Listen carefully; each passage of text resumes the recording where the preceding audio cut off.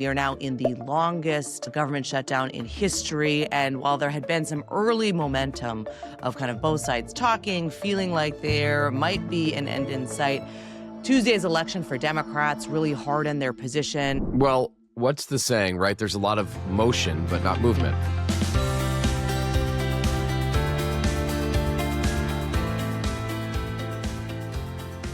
Good morning, I'm Anna Palmer. And I'm Jake Sherman. And welcome to the Daily Punch, brought to you by Punchbowl News. It's Friday, November 7th, 2025. Let's get into the mix. Here are your Washington headlines of the day. Number one, the latest in the shutdown. No end in sight, but a lot of movement happening. Number two, Senator Chris Murphy joined us on Flyout Day, what he had to say. And number three, what's next in California post-Prop 50. All right, Jake, let's get to it. This was a big week for the government shutdown. We are now in the longest government shutdown in history. And while there had been some early momentum of kind of both sides talking, feeling like there might be an end in sight, Tuesday's election for Democrats really hardened their position. They had a multi-hour caucus meeting yesterday, and there's a real appetite on the left, certainly by some progressive, to say, like, this is not the time to cave. They're saying they're unified, but there's also a lot of Democrats who are trying to find an off-ramp here. Well, what's the saying, right? There's a lot of motion, but not movement. And I understand that view because you had the president come out this week and say this is hurting Republicans worse than it's hurting Democrats. So at that point, even if you wanted to fold, why would you be folding? Because I think the Democrats, and we kind of said this earlier in the week, like a lot of Republicans are wondering whether Trump's just going to cut a deal with Democrats on his own. You know, like it's not, that's not out of the realm of possibility. And, you know, before Trump said that, before Tuesday night, even frankly, after Tuesday night, but before, you know, Trump said it on Wednesday morning, I think that Republicans thought they were on the brink of Democrats folding. Yeah. But it's about to get real messy really quickly. I mean, you have, number one, the SNAP issue, which the courts have ordered Trump to pay SNAP benefits once again in full. The Trump administration says no, and they are appealing the ruling. And Anna, the airports are about to get real messy. I mean, today, 4% reduction in flight capacity takes effect at U.S. airports and will increase 1% each day till it reaches 10%. I just want to add, you know, this is going to have such massive effects because planes are not going from point A to point B, but then they're going from point B to point C to point D. We have in this country, in this world, what we call a hub and spoke system. So airplanes go in and out of hubs to other points in the country. So one delay, we all know this because many of us travel. If one flight is delayed or canceled, it has a carry-on effect, and that's going to happen nationwide. Just a couple more points that I'll kick it over to you. Andrew and Brez this morning talk about why Senate Dems feel comfortable blocking progress right now on opening the government. And by the way, they're going to block a CR today on the Senate floor. Same thing they've been doing for the last 39 or whatever it's been days. There is no end date for the CR. That seems somewhat solvable, but they haven't decided on one. As we said, progressives are pushing Dems to keep fighting. Republicans have said they've been willing to discuss RIFs, the reduction in force, and reversing that. I find that's going to be a long conversation. And again, Anna, and this is a good place to kick it to you, Trump is at his most volatile and vulnerable right now, and Democrats think they could take advantage. What say you? Yeah, it's interesting. I mean, how quickly kind of the dynamic has really shifted, right? I said at the top, like it felt as though there was momentum, but finally paper was being exchanged. You had Republicans and Democrats saying, you know, what's the way forward? The dynamic I think is really interesting to watch, I think, is Republicans throughout the shutdown have been totally unified, right? You've had Speaker Johnson, you've had Leader Thune really singing from the same, and kind of the message over and over again. They didn't change their tactics. They haven't said that they're open to, different things. And the question to me is like, can that remain, right? You've got the president who's saying the shutdown's hurting them. He has not engaged despite, for a couple weeks, that was the kind of the Democratic strategy, was try to get the president engaged on this. When does that happen? Is it the travel issues that are clearly going to emerge? Are there other things? I mean, we're heading very closely here now into like the holiday season. The economy is going to have a big impact here. The jobs kind of numbers, right? I mean, once it becomes more than just a frustration point for the Trump administration, but becomes really potentially impactful on their agenda, I just wonder, does he actually engage? What is the tipping point here for Republicans? I'll add something to what you just said on the Trump engaging thing. I haven't said this and I haven't written it, but it's been sticking in my mind.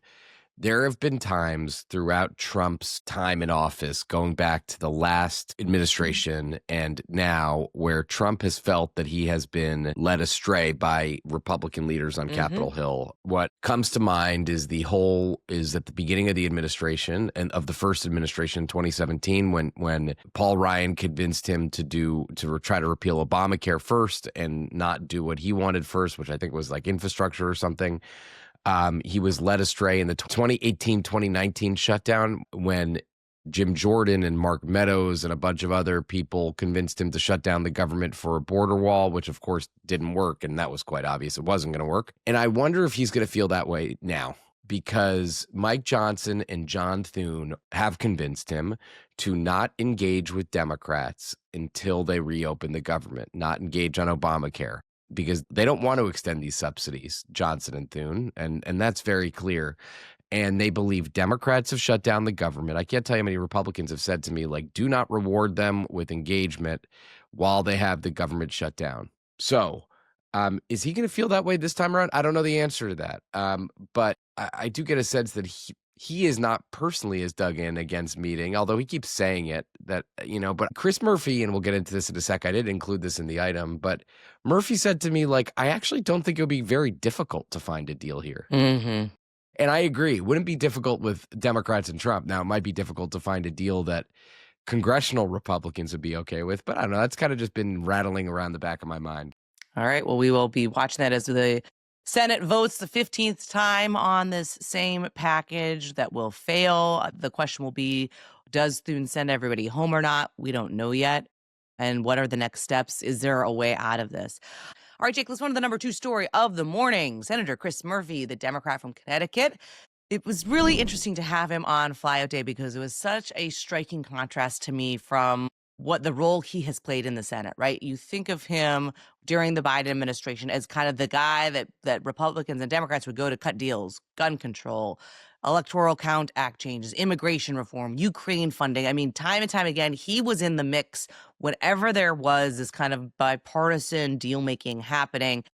And he is in a very different place right now. You could not have a more kind of huge shift in terms of how someone is kind of thinking about their job. Yeah, exactly. Murphy is a 19-year veteran of Congress. He's only 52 years old, and he is certainly taking a new position here in the Trump administration. He believes that Democrats should fight, and he has reoriented his political organization. He's not raising money for himself. He's raising money for protest organizations. We asked him if he was going to run for president, and he kind of said he doesn't know that there's going to be a free and fair election in 2028. So I think that's his view of the situation. And he sees this election, Tuesday night's election, as proof positive that Democrats should keep fighting. And right now, his view is winning the day. And I think that's interesting to see. And I thought it was a very interesting conversation, which everyone should check out. Yeah, you can check it out on YouTube, or it's also on your feed for the Daily Punch as well. Let's go on to the number 3 story of the morning. California finally has a congressional map, and now the musical chairs begin as candidates jump in and incumbents rush to launch into new districts.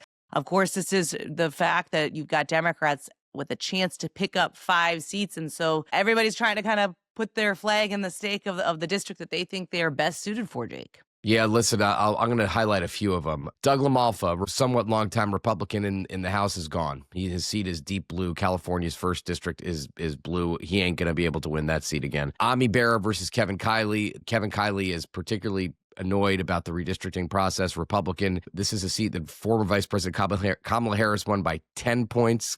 I mean, Kiley could run someplace else, but he also could run against Ami Bera in his district. Ken Calvert, who is somebody that Republicans have spent a lot of money to prop him up over the years, is now in Los Angeles County. His old district is the Palm Springs area, and he is running against now Young Kim in the 40th district. Just a ton of musical chairs, Anna, in this new map, which went into place after Prop 50. Now, Republicans are suing. There's not a lot of hope that Republicans will be able to win that case. I don't know. I'm not a lawyer. Although I would like to go to law school if I have some time, Anna. My at some goodness, point, not this old thing once again. Well, you know what? Why not? I feel like I need to know. I'd like to know a lot more about the world, and that's a good way to do it. And then the law is where you're going to find it. Yeah, I guess so. I have all this useless info about Congress that, I need something useful. I mean, all right, we are going to leave it there.